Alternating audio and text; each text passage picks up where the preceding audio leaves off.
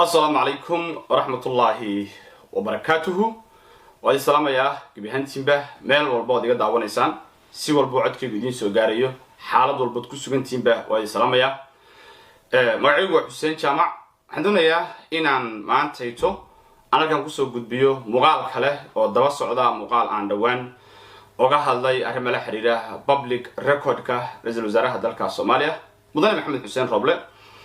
waqtigii uu ku sugnaa dalkaasi Sweden runtii muuqaalkii hore wuxuu noqday muuqaal muran badan dhaliya iyo waliba muuqaal runtii waxa loo yaqaan su'aalo badan ay dadku iska weydiiyaan muhiimadaydu ma ahayn inaan dadka muran iyo dagaal iyo angeliyo laakiin waxay ahayd inaan u digo mustaqbalkooda noloshooda dalkooda iyo aayahooda inaan oga digo unbay muuqaalkaygu ahaa xaasa muuqanaysa in runtii si kale loo fasirayo waxaan moodaa runtii saameyntii aan filayay inuu yeesho saameyn ka badan ayuu yeeshay waa khayr marka hadii dad badan u gaaray warbixintuna muhiimadeedu waxay ahayd in dadka horta la ogeysiiyo wax meeshan ku jiraya horaan u sheegay ku laaban mayo goolkaygu ma ahayn inaan qofna aan damqiyo iyo inaan qof Soomaali ah walaalkii oo kale runtii aan isku dayo inaan jaafiyo laakiin muhiimadu waxay ahayd message-kaagu dadka badbaadin kara taa waa halka ayada waxaan rabaa inaan dhowr meelood oo su'aalo ah aan oga laabto arrimahaasi dadka qayb badan oo kamid ah ay weydiinayeen qayb badan oo kamid ah ayagu is weydiinayeen simple and clarification u sameeyo ka bacdina waxaan idin sheegi doonaa macluumaadyo kale iyo waxyaalo kale to oo qaarna wadada soo jiraan qaarna aan doonayo inaan bal afka idin kaga sheego sidoo kale ma rabo inaan amal ka dhigto arrimahan I want to move to the next level حيلا كلام دونيا arrimaha siyaasadda Soomaaliya inaynu mararka qaarkood aynu falanqeynaa aynu ka sheekaysano waxa marka engagement qofka uu ku helo dadka iska dul degan anigu YouTube lacag kama sameeyo Facebook lacag kama sameeyo waxa aan raadinayna xaqiiqatan engagement ma aha to be mataqaana more famous ma aha laakiin waxaan dareemayaa inaan bal dadku waxaan ku ziyaadin karo inaan ku ziyaado soo marka hadii aan waxa raadinayo waxyaalo kale oo engagement badan keenayaan ka sheekeen lahaa like that's not the case hadii aan u galo arintani markaad runtii aad si dhaba u fiiriso waxaad arkaysaa waxyaalo badan arkaysaa waxa kamid ah burburkii dalka Soomaaliya soo gaaray runtii 30 sano ee la soo dhaafay dadkeena ay burburka ku sugnaayeen waxyaalaha ugu badan ee ka dhaxalay waxa kamid ah kaliya dalkeena musan burburinin waxa burburay oo meesha ka baxay gabi ahaanba dadka aqligoodii iyo garashadoodii iyo fikirkoodii iyo inay wax sababayn karaan iyo waxa ay dhanba burburay wixii anigu ama hore soo bandhigay evidence bay lahaayeen cadeymo documenti maxkamad ka soo baxay kiis number ku qoran yahay magac ku qoran yahay da ku qoran tahay waxa loo yaqaano la raaci karayo reference-geeda la garanayo adduunkan qof markuu wax sheegayo waa inuu qofka keenaa reference xagee waxaan ka keento meeshii laga keenay iyo macluumaadka iyo so arinta marka laga debate garanayo lama yaabi dadka dhahaya amuusan ahayn aad baan u jeclaa laagda amuusan ahayn ama qof kale yahay waayo diinteena islaamkuna waa ina faraysaa aqligana waa ina farayaa qofka walaalka waa loo cudur daaraa hadii la yiraahdo qofkan waa sida armuusan ahayn amuusan ahayn waa arrin fiican cudur daar إلا عدو دار مركا أذكي ساعة سوف كريي أدي أمهات سنيين حرة مركا إن دور ميلود كلا أو أربع عدو دار لحرة أنا أقول لابتوب before أن حاجة أدينا topic كانوا وtopic عن هذا النبوة قرين كريموي قف مركو وراء هاد evidence الله يماله وكده وحنا كده ما تشيران إلى تراهو أضو أفضل استعمال بسه runtii waxay muujinaysaa inta aad tahay bay muujinaysaa waxa aad tahay marka doonaysid inaad wax beenayso wax u baahan tahay inaad tiraahdo waxaan waa been adna waa document la timaado way waxaan arkay marka dad ayuu xataa muuqaalka dhamaysan for the first few minutes waa been soo qoraya wuxuu ku beenaynaya wax evidence ma hayo hadda kor ma uusan maqal waxaan ka sheekeynay ma uusan dhamaysanin wax evidence ma hayo documentiga ma uusan akhrinin xilso badaya waa been plus waa simplicity sida kana ay simple ka u yihiin waxa ay diidayaan waxay ogolaanayaan dadkeenuba wax ilmiga kuma dhisna yes to you know dooduba waa seeran way waxa kale arkay sida dadka markii qof macluumaad soo gudbiyo adduunka ay joogno maanta qofka markuu macluumaadka noocaaya oo kala uu keeno dadka indhahoodu furaa oo research badan bay sameeyaan waxay ka faa'iidaan way ku laabtaan inay challenge garan bay isku dayaan su'aale ka soo dhex bixiyaan mar kale arrintan ka hadal waxay ka weydiiyaan why because waxay doonayaan inay waxaas ogaadaan bay doonayaan laakiin dadkeenu Soomaalida qof markii wax aan rabin uu sheego laba shabood oo bala saara simple one waa reehebel way labo lacag buu qaato kiis walba oo dhaca Soomaalidu markay doonayso inay diido labada wada isticmaasho waa reehebel iyo lacag buu isticmaalaa simple as that wax kale ma jira imiseen ku dhaxnoolaan karayna marka beecada yarta ah ee waa reehebel iyo lacag buu qaata how long bay qaadanaysaa inta aan ku dhaxnoolaano ma garanayo aqal arkay ku dhahay waa reehebel so what's wrong with in reehebel noqda bin reehebel ama in reehebel noqda gormay dib noqota it's funny ba ay noqota waxa arkay dad kale oo ayaguna runtii inta screenshot ka qaata meelaha geeyay gabar yar buu kufsaday iyo ma garanaysan aw simple day gabar buu kufsaday iyo baabuurta talaagada abu raraa soo adil maxaa ka qaldan baabuurta talaagada soo shaqo ma qofka dhigiisa uu cunaa wax ka fiican qofka uu qaban la maxay hadda maraba inaan baraarabo waxa waqti ku baluminayo waa dad aan isleeyahay message-ka aan diraya maysa fahmin dadka intooda ugu badan qaylinaya saddex markeedka loo qaybiyo qayb waa caruur yar yar oo hadda Facebook-ka baratay aan u malaynayo inaysan ka soo bixinin beecad dad waaweyn oo dhaqan iyo bara aysan ka soo bixinin inay street boys aan u malaynayaa ama street girls waxay rabaxaan ciyaal wadada ku koray oo runtii dhaqanka iyo tarbiyada iyo dadka si loola hadla iyo in wax la dhageystay aan la barin iskuul aan la geeninba oo Facebook-ga iyo telefoonada yar gacanta isaga haysta oo qofkii arka iska caayay waa qaybna waxaan isleeyahay waa dad dhexe ayaguna laakiin aan wax cilmiga iyo aqli aan lahayn bay ahaayeen marka caydooda iyo aflagaadadooda waxba yeeli mayso waxaan aaminsanahay ba kuwa iyaga caynaya weeyo kuwa aan ka shaqeynay dantooda way xaqiiqatan kuwa aan caayaya weeyo kuwa aan ka shaqeynay caafimaadkooda waxaa jira arrimo la xiriira carruurta markay korayaan tusaale oo kale canuga yarka markaad korinayso ayaa waxaa dhacda wax loo yaqaano wata aragtay caanaha lagu qasbaayo hurda lagu qasbaayo iskuulka lagu qasbaayo waxbarashada lagu qasbaayo why intaas oo dhan ku dhibsanaya wuu yar yahay muusa fahmin maskaxdiisa ma ay dareemi karayso waxa lagu qasbaya ma u fiican mise ma fiicna later markuu weynaado ayuu wuxuu ogaadaa in caanaha iyo nolosha iyo hurdada iyo waxbarashada waxa in lagu qasbaa in asaga naftiisa loo daneynayo hadhow marka waalidku u duceeya waadii ubadku uu yahay ubad wanaagsan oo dhaa ilaahay waalidka khayr si way waxaas ila soo maray markaysan marka dadkaan hadda caydsamaya ama waxyaalaha sida qaldan u arkaya waa babies way waa kids way maskaxdii carruur ka yihiin waxa hadda markaan oga digayo war dalka yaan la boobi war qofka dalka u dhiibana aan ka fiirsano war arrintan way qaldan tahay war xaggan ka istaagno hadda ma fahmayaan laakiin marta bay fahmi doonaan it's good waxba marka waqtiga kuma lumin horaan oga soconayna waxaan rabaa dhowr meelood aan oga laabto arrintii maalowta aan soo gudbiyay la xiriirtay ra'iisul wasaaraha dalka waxaan ku laabanayaa waxa jiray dad runtii soo weydiiyay liiri Xuseenow ama qof kale jira oo Maxamed Xuseen Rooble la yiraahdo oo aad ku qaldaysaa artaas aad u fiican tahay anigana inta aan soo gudbin ka hor waqti badan ku lumay inaan ku degdego arrimahan waqti badan baa iga baxay waxaan rabaa sheego ma jiro qof Maxamed iyo Xuseen iyo Rooble ay isku raacdo oo Sweden citizen ah oo dalkaasi degan ma jiro markii laga reebo canuga أنا ملاينا إنه رجال سووا ضلي ومجلس أدي ميال إلى هذا مجال نوع عاية وطا أو سدح ناس مجال وطا لكن وأدي كهر رأيه لكن إسكو بوزيشن أيدجيهين إسكو أدرس أيهين تاسو عدين إنه يهاي ويل ضلي رجال وزاره تاوها كأيدا متشر قف كله أو ستيزنا أو دكا كنول أو محمد حسين روبل إلى هذا متشر وبيهم waxaan xaqiijinayaa the public record ka xaqiijinaya public record ka qof walba oo social security number leh sagaalka number la isku aqoonso qof leh public record buu leeyahay ma jiro qof kale oo magaca la yiraahdo markii laga reebo canug dhalinyaro oo daadiisu yar tahay oo aan isleeyahay rajaaraha dhalay magaciisa uu ka horeeyo taa ma jirto ma laga yaabaa inaysan arrintaani qof kale ay tahay su'aal kale oo ayadana aan rabay inaan dul istaago laba arrimood haddii ay jirto waa suurtagal qofkaani Maxamed Xuseen Rooble inuu san ahayn ma doonayo inaan ka mid noqdo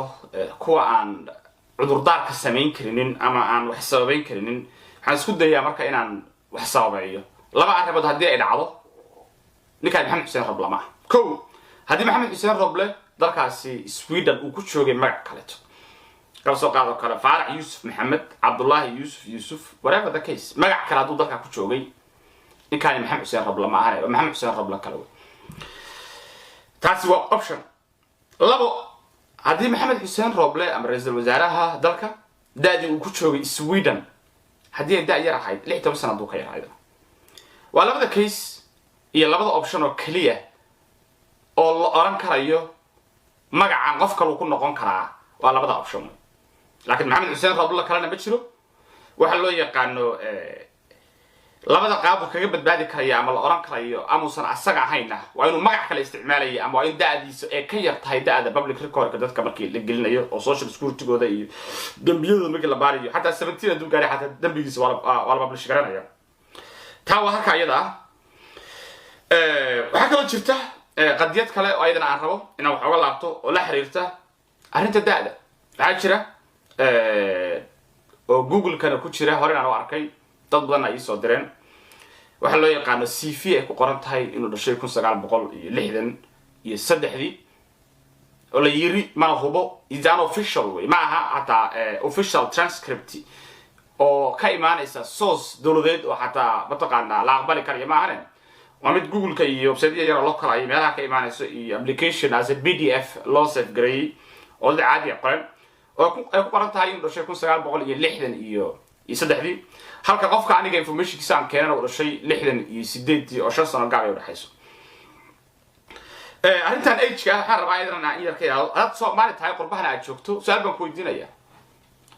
miyaad isticmaalaysaa age-kaaga saxda ah ee qalatay been shay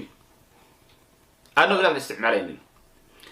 هذه كلية ما هذا كسر معلّة قربها تشوفها بقولك بس سجاشن يستجال إنك بندق لما استعمالها.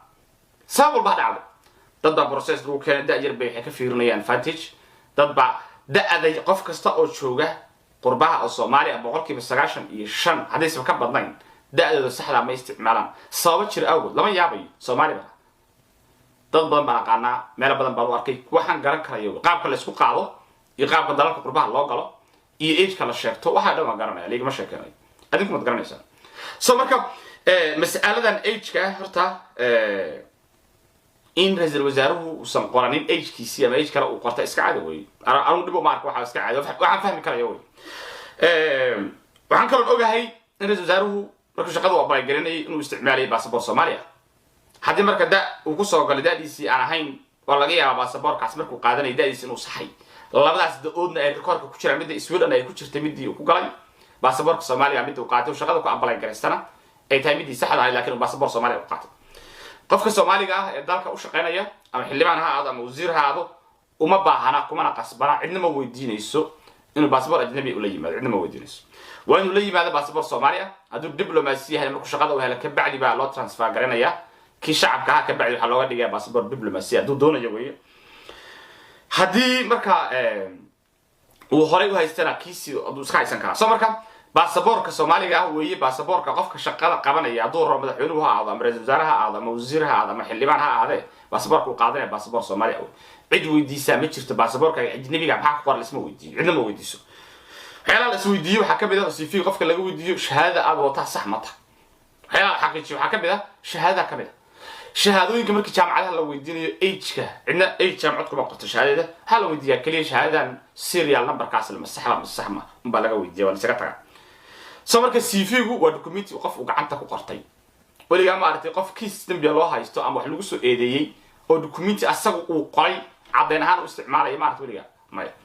haddii ay saa dhici lahayd maxkamaduhu iyo dadka isma dhacenba dhibaato ma dhacdeen marka CV-ga uu qoray rasaaruhu ama asaga loo qoray ama laga qoray wax weyn oo evidence ah kuma jiro waayo macluumaad afkiisa ama asaga laga qoray weeye wuuna sixi kara age-kiisa hadduu markii hore ka qaldamay whatever the reason dib u sixi kara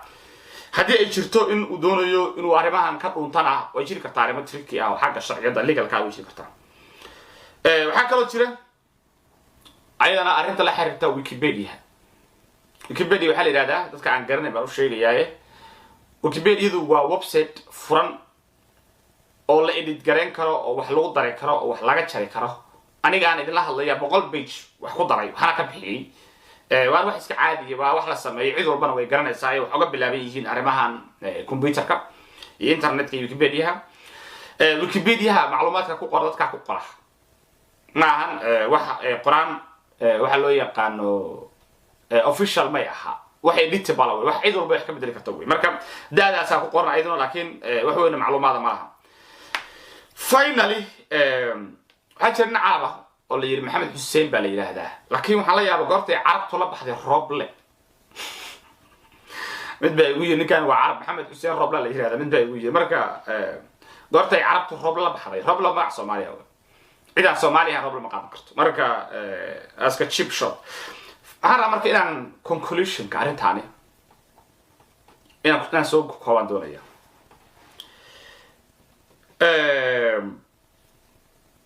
markii aynu qeyra Japanka iyo emotionka iyo cadifada iyo beenta iyo qabiilka iyo waxaan markaynu meel iska dhigno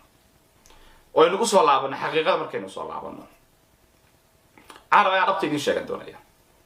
hadalkayga ugu soo laabto ma doonayo waxa jira kiis walba oo maanta caalamkan yaala qofka xataa markii uu wax dilayay hadii la arkayo video laga doobay maxkamadda markii la geeyo tusaale oo kale waxa jira chance la siiyo oo la weydiiyo ma ada qofka dilay yes or no are you guilty bal yiraahdaa maxaa la rabaa marka muhiimad waxa weeye in qofka la siiyo chance uu isku difaacayo qofka la siiyo qof kasta wax lagu soo eedeeyo waxa la siiyo chance kiiskan muddo badan buu iga qaatay macluumaad badan waan ka hayaa waana ka helayaa very soon ma idin sheegi doona arintani maxamed xuseen Roble boqolkiiba 99 waxaan dhihi karaa oo maxamed xuseen Roble ninkan waana soo xaqiijin doona ana arta qof aniga ahayn oo proof garanay arta ma jirto halka ka dhiman aan ka reebayo waa space Janice aan siinayo inuu qof kale noqon karayo hadii marka suurtagalnimadu ay sida u weyn tahay oo boqolkiiba 99 aan iri waa maxamed xuseen Roble halka yarka ee percentage-ka aan u reebayo sababta ugu talagalana waxa weeye una sag istifaaco waxaan islaahay armusan ahayn taasaan space u banaanaya sababta idin leeyahay waxa weeye inaan ogahay inuusan jirinin maxamed xuseen Roble kale waxaan kale ogahay arrimaha age-ka waxaan kale ogahay macluumaad kale oo aan sheegay arrimaha la xiriira waxa information kan in la soo xaqiijiyo sawirada iyo statuska hadda uu dalkaas ka yahay dambiil uu ka yahay mise dambigii uu ka baxay arrimaha ayo dhan dad legal agency ah ku maqan qareeno iyo niman arrimaha ka yaqaan oo waliba la kala hore Sweden baa undar lacagteeda ku bixiyay baydan inay artaasi keenan qofkii waxa jira qofku haduu yahay lawyer haduu yahay ama uu shaqeeyo company lawyer ah sida agenciyada lawyeerinta oo kala ah waxa loo yaqaan law firm ka wax la yiraahdo oo kale haduu shaqeeyo waxay leeyihiin sharci ah inay dawladda iyo maxkamadda ay weydiisan karaan wax loo yaqaano public information form bay buuxiyaan waa loo diray public information dan waa loo soo diray ayagoo detailka doonaya waa diyaar mu ay crime iyo la xiriirayeen waxa ka jira dalkan reer galbeedka ah wax loo yaqaano freedom of speech iyo freedom of information waxa rabtana waa dhihi kartaa information ka aad public oo dhihi kartaa dambi ma yahay arintani waxa jira runtii dad xataa dadka dawladda ah wasiirada ku jiraan iyo dad kale to oo dawladda u shaqeeya runtii ka codsaday inaan kiiskan faraha ka qaado waana soo faaginin xataa haduu sax yahay halka ku jooji arintaas waa inaan samayn karayo I can do it ana maxamed xuseen Roble baaraga musan daaqinin xoolana iga malaynin wax xumaanaha oo asaga shakhsi aan qabo iyo reerkiisa mid ma jiraan dad baa dhahay waa reehbel ana maxamed xuseen Roble waa walaalkay weey laakiin dalka u turaya ma joojin kara waa joojin karaya laakiin marka hore waa inaan ka sargaaraa oo information-ka aan low farm ka suuqto inaan helaawo waa inaan verify garaya weeye for 100% ma saga ma inaan share garaya oo go'aaniga iyalo laakiin waa inaan soo xaqiijiyo 100% dikaan ma yahay misama hal baan idin sheegay marka haddii kaas maxamed xuseen Roble uu noqon oo boqolkiiba halka aan geliyay malada uu qof kale u noqdo anaan been sheegin anaan iska dhici rag iyo qeyra Japan ayaa waxaan doonayaa inaan si public ah raali gelin u bixiyo 100% idhaho waxaan sameeyey mistake waxaan ka raali garanayaa ra'iisul wasaaraha dalka waxaan isku dayay inaan dalka saxo inaan wanaajiyo laakiin qof kale u noqdo waxaan ka saari doonaa gabi ahaanba facebooka iyo meelaha la geliyay videogaas aan ka saari doonaa iyo waxyaalaha la xiriira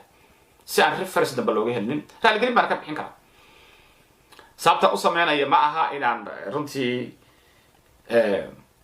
أنا سمين كرنين ما هي نسلو very humble guy بان هاي إذا أنا وحقلت كرنا ونوجه هذا وحقلتنا كما بقى يوكا ريبل ويسكع علي وحما مسل تاو سمين دونا حديد عدو حديد كلتو عن حقيقيو إن صو صارين وديزيشن أنا جي يالو حنا كل حرنت هاي سيد حالة ضلكو أي تابي كل حرنت عندنا مياه روجا هاي إنه وضع هذا الله لو حسرنا يا ضلكا لو بدبادنا يا دور الشطة لو بدبادنا dalka inay socdaan asbuuca soo socdana iman doona tirasaaru noqdo nin u hoggaansan dalka ka daayay dhibaatada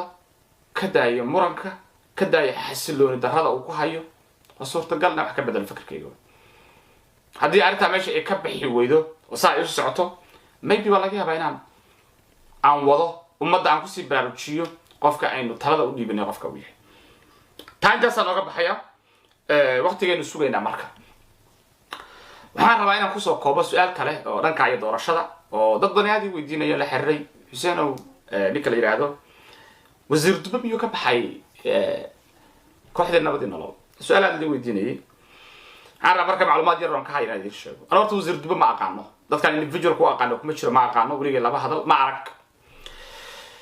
laakiin waxaan halkaa ku hayaa macluumaad kooban oo ka imaanaya soos mataqaanaa 100% la hubo information kooda oo la xiriira in wasiir dubbe iyo mahdi guuleed ay jirtay xeer u dhaxeeyay arrimaha doorashooyinka taasina ay keentay in wasiir dubbe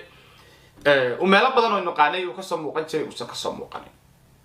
inuu u muuqdo nin ka baxay garabkii nabadii nolol laakiin arrinta ariir bay ahayd wala dhameeyay wasiir dubbe wuxuu haadka u yahay wuxuu hormuud u yahay nimanka aan islaahay dalkan u badbaadin karayaan ama nabadii nolol ku jiro ama isu ku jirinin laakiin waa nin siyaasi ah waliba waa nin siyaasi ah oo dalka Soomaaliya jecel aragti leh wax arkaya wax garanaya inuu marka hadli waayo inuu madaxweynaha la safan waayo waxa hol ma qiimeeyo taa marka inta san kusoo koobaya wasiir dubbe mahdi bay isgaleen ma aha waxa isgaleen farmaajo asaga farmaajo heshiis waa saaxiib doorashadiisana farmaajo qayb uu ka ahaa soo laabashadiisaba xarajeenay marka asaga mahdi waxa jira wada hadallo aad lagu jiro qayb badan ka midna hadda dhamaaday in marka ayagana la heshiisiyo dawladnimadana hore loo wado inta san kusoo koobaya waxaan islaahay marka inta waa enough inta marka dib isaga soo laaban waxaan kaga tagay nabadino haddii warta marka muuqaalku muhiim u yahay walaalaha kale Soomaaliyeed si wadaaga haddii warta muhiim u ahayna iska dayn kartaan assalamu alaykum wa rahmatullahi ta'ala wa barakatuh